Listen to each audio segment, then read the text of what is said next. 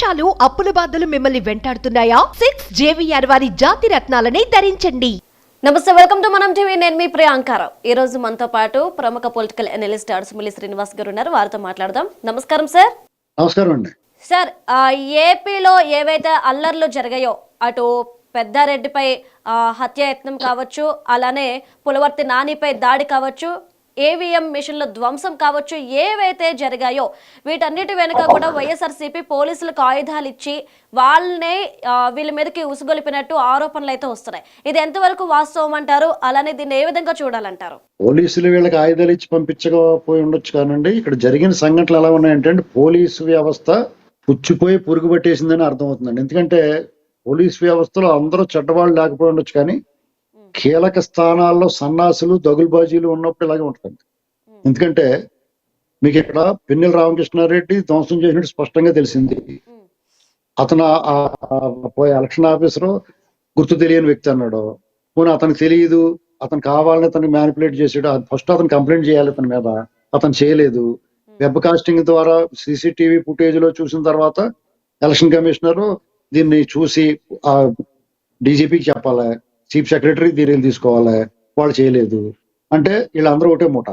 అలాగే పులవర్తి నాని గారు అక్కడ ఈవీఎంఎల్ కేంద్రం, కౌంటింగ్ కేంద్రం దగ్గర స్ట్రాంగ్ రూమ్ దగ్గరికి పరిశీలించకుండా వెళ్ళాడు. ఎందుకు వెళ్తాడో, వీళ్ళందరూ దండుపాళెం బ్యాచ్ దొంగల మూట కాబట్టి వీళ్ళు జాగ్రత్తగా వీళ్ళ నుంచి కాపాడుకోవాలి, సరిగ్గా ఉన్నాయో లేదో చూసుకొని వీళ్ళు అక్కడ ఉన్నారని చెప్పి తెలిసి ఆయన కూడా పరిశీలనకి వెళ్ళాడని చెప్పకుండా అక్కడ తరలించారు. మరి అటువంటిప్పుడు జాగ్రత్తలు తీసుకోవాలి కదా. వీళ్ళు అన్నిటికీ బరి తెగించిన వాళ్ళు, వీళ్ళు తప్పులు చేసి ఎదటోళ్ళ మీద తోసి రకం వీళ్ళంతా, వీళ్ళు దొంగతనం చేసి వీళ్ళే దొంగ అంటారు ఎదటోళ్ళని.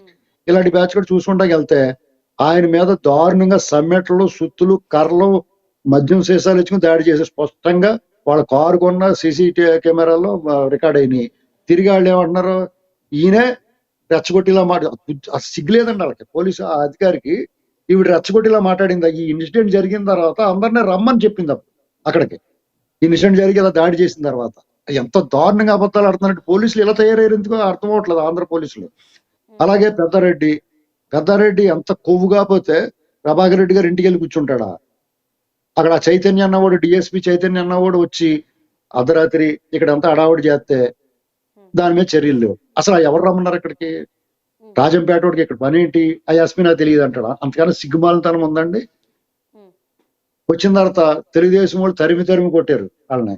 తిరిగి తెలుగుదేశం వాళ్ళ మీద ఎవడైతే దౌర్జన్యం దుర్మార్గం చేశారో వాళ్ళని వదిలేసి వీళ్ళ మీద గాల్లో కాల్పులు, బాష్పవాయువు, టియర్ గ్యాస్ వదలటం వీళ్ళ మీద చేస్తారు. ఇంతలాగా బరి తెగించేసి మాంసం తింటున్నామని ఎముకలు మెళ్ళలో పెట్టుకుని ఇంత పక్షపాత బుద్ధి చూపిస్తారు. రేపు పొద్దున్న ప్రభుత్వం మారిందాడు మీ గతి ఎవడో అంటే మీరు ఏమనుకుంటున్నారు? మమ్మల్ని చేస్తే సస్పెండ్ చేస్తారో, లేదంటే ఉద్యోగం నుంచి మానేస్తే వేరే పార్టీలోకి వెళ్ళిపోవచ్చాము. ఏమి వాళ్ళు వదిలేసినా మాలాటోళ్ళని వదలలేము. ప్రతిరోజు గుర్తు చేస్తాం. పౌర సమాజం చిరాకు.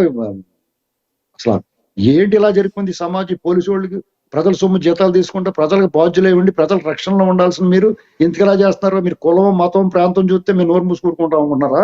తోలు తీసి ఎండేస్తాం, పిచ్చి వేస్తే. పోలీసు అయితే చంద్రమండలం నుంచి వచ్చాడా? వేషాలు వేస్తున్నారు, ఎవడు అడిగి వాళ్ళు అనుకున్నారా? అలాగే చిన్న సంఘటనలు పెదపూరపాడులో జరిగినాయి, కాకినాడలో జరిగినాయి, అన్ని చోట్ల వాగ్వాదాలు జరిగినాయి. అంతవరకు పరిమితం. వీళ్ళే పెద్ద తోపులు తురుములు అనుకుంటున్నారు, మాకు తిరిగిలేదు అనుకుంటున్నారా? మీ పోలీసులు అండగా పెట్టుకుని వేషాలు వేయటమే ఒక్కడ కూడా దమ్ము లేదండి. వీళ్ళందరూ కాగితం పుల్లు. ఏ అండా లేకుండా ప్రతిపక్షంలో ఉండి అనుక్షణం అణిచివేత ఆటంకాలతోటి పోరాడారు తెలుగుదేశం వాళ్ళు, లేకపోతే ఈ కూటమి వాళ్ళు. ఆ బ్రహ్మారెడ్డి గారు వాళ్ళు వీరులు. వాళ్ళ ముందు మీరంతా వాళ్ళని మెచ్చుకోవాలా. ఒక ఎమ్మెల్యే తన గ్యాంగ్ వేసుకుని లోపలికి వస్తే అవి ఈఎంఐలు పాల్గొడితే అడ్డుకోవడానికి ప్రయత్నం చేసాడు ఒక అతను, నిజంగా వీరుడు అతను. పిన్నెల రామకృష్ణారెడ్డిని అడ్డుకోవడానికి ప్రయత్నం చేసిన అతను నిజంగా వీరుడు అతను. అతని ముందు సిగ్గుతో తల ఉంచుకోవాలా ఇతను. పైగా పారిపోయాడు. నేను పులిని 2 గంటల్లో వస్తాను అని చెప్పి ఇప్పుడు దాగుడు మూతలు ఆడుతున్నాడు, ఎక్కడ పారిపోతున్నాడు. నేను ముందే చెప్పానండి, ఈ దేశం నుంచి వీళ్ళు కనీసం 2000 మంది పారిపోతారని చెప్పాను. ఎమ్మెల్యేలు కానీ, ఐఏఎస్లు కానీ, ఐపీఎస్లు కానీ, ఈ దుర్భాషలు మాట్లాడిన డ్రైనేజీ మూతలో వాసన, ఆ బూతులు మాట్లాడిన వీళ్ళు అందరూ కూడా ఈ దేశం విడిచి పారిపోవాలి. ఆల్రెడీ వంశీ అన్నవాడు పోయాడు, రేపు ఇవాళ ఇతను పారిపోయాడు. పెద్దిరెడ్డి రామచంద్రారెడ్డి కూడా దుకాణం సర్దుకుంటానికి రెడీగా ఉన్నాడంట. నోటుకు వచ్చిన మాట అరాచకం చేసి ప్రజల సొమ్ము దోపిడీ చేసిన వాళ్ళు అందరూ పారిపోతారు. వచ్చి ప్రభుత్వం ఏం చేయాలంటే వీళ్ళ ఆస్తులు స్వాధీనం చేసుకుని ప్రభుత్వ ఖజానాలో వేసేయాలి. ఎవరిని విడిచిపెట్టకూడదు.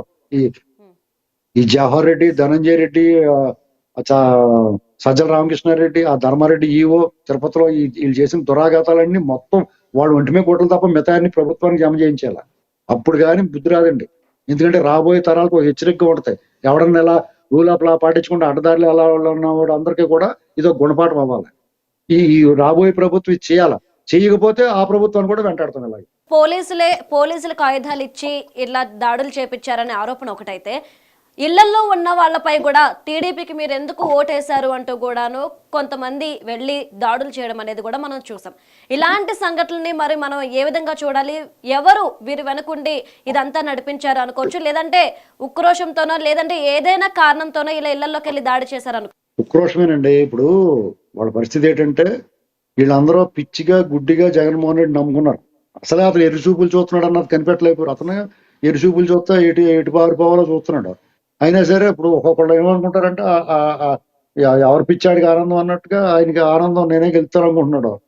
అది కొంతమంది నమ్మలేదు, వాళ్ళు జాగ్రత్త పడ్డారు. కొంతమంది సగం నమ్మారు, వాళ్ళు సగం జాగ్రత్త పడ్డారు. కొంతమంది పూర్తిగా నమ్మారు, ఇప్పుడు ములుగుతారు. వాళ్ళు మేము గెలుస్తాం అనుకున్న తర్వాత వాస్తవ పరిస్థితులు ప్రజలు తిరుగుబాటు చూసిన తర్వాత ఉక్రోషం వచ్చింది. ఇంకా వాళ్ళ చేతిలో ఈ పోలీస్ గ్యాంగ్ ఉంది కదా, తంటిపల్లి మూటలాగా, అని చేత ఊళ్ళలో వెళ్ళి దాడి చేస్తున్నారు. రేపు 4 తర్వాత ఎవరు కాపాడతారు వీళ్ళందరినీ? అందుకనే మోడీ గారు వీళ్ళకి ఏం చేశాడంటే కేంద్ర బలగాల రక్షణ ఇచ్చాడు 19 వరకు, జూన్ 19 వరకు. ఎందుకంటే ఆ ప్రేమ పోలేదు, దత్తపుత్రుడి మీద ప్రేమ పోలేదు మోడీ గారికి. లేదంటే వీళ్ళందరినీ ఎగరేస్తుంటారా ఎగిరెగురుతుంటారా అనేటువంటిది మనం ఊహించలేము. చాలా దారుణంగా ఉంటుంది పరిస్థితి. ఇప్పుడే వాళ్ళ ఆపద్ధరం ప్రభుత్వంలో ఉండి సిస్టమ్ అంతా వాళ్ళ చేతిలో ఉండి వాళ్ళు ఇంకా దౌర్జన్యాలు సాగిస్తున్నా గానీ వాళ్ళందరూ కాసు మహేష్ రెడ్డిని పరిగెత్తిచ్చారు, గోపిరెడ్డి శ్రీనివాసరెడ్డిని పడుకోబెట్టేశారు. ఈ పిన్నెల రామకృష్ణారెడ్డిని అయితే పరిగెత్తిచ్చి పారిపోయాడు ఏకంగానే. వంశీని, వలమిరెడ్డి వంశీని, ఎవరిని కూడా పెద్దారెడ్డిని అయితే వాళ్ళ ఇంటి మీద వెళ్ళి జెండా ఎగరేశారు. ఇక ఇంకా కొన్ని చోట్ల వైసీపీ ఆ జెండా దెమ్మల్ని 4వ తారీఖు దాకా కూడా ఆగలేకపోతున్నారు. ఇప్పుడే ఆ కూల్చుతూ మొదలెట్టారు. ఇలాంటివన్నీ చూసిన తర్వాత అసలు వాళ్ళు ఒళ్ళు దగ్గర పెట్టుకుని ఇంకా జాగ్రత్తగా బిక్కుమట బతకాల. అయినా తిరగబడుతున్నారంటే అంటే అన్ని చోట్ల కాదు, 4-5 చోట్ల అంతే. మిగతా వాళ్ళు నోరు మూసుకున్నారు. ఎప్పుడో వాళ్ళకి అర్థమైపోయింది సీన్ క్షవరం అయిన తర్వాత వివరం వచ్చేసింది. వాళ్ళు నోరు మూసుకుని రాయబారాల్లో ఉన్నారు ప్రస్తుతం చాలా మంది. ఈ దేశం విడిచి పారిపోదాం అనుకున్న అలాగే పారిపోతారు. పారిపోలేని వాళ్ళు, ఇక్కడే ఉండాలనుకున్న వాళ్ళు, కొంచెం తక్కువ తిట్టిన వాళ్ళు, తక్కువ దుర్మార్గం చేసిన వాళ్ళు ఏదో పార్టీలో చేరిపోతారు. అది పరిస్థితి.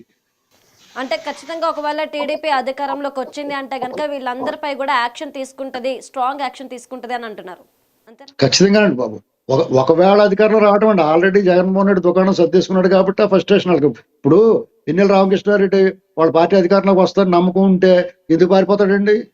ఆ పోలీసులకు లొంగిపోతాడు, రాజమర్యాదలు జరిగితే అందంగా జైల్లో కూడా దర్జాగా మెయింటైన్ అవుతాడు. అసలు యాక్చువల్గా ఇప్పుడు దొరికితేనే మంచిది. ఎందుకంటే వాళ్ళ గ్యాంగ్ ఉన్నారు కాబట్టి. రేపు 4 తర్వాత దొరుకుతాడు, మోకాలు చెప్పులు తీసేస్తారని చెప్పాను నేను. అలాగే చేస్తారు, కొట్టుకుంటూ తీసుకెళ్తారు. Right, thank you so much sir. Right.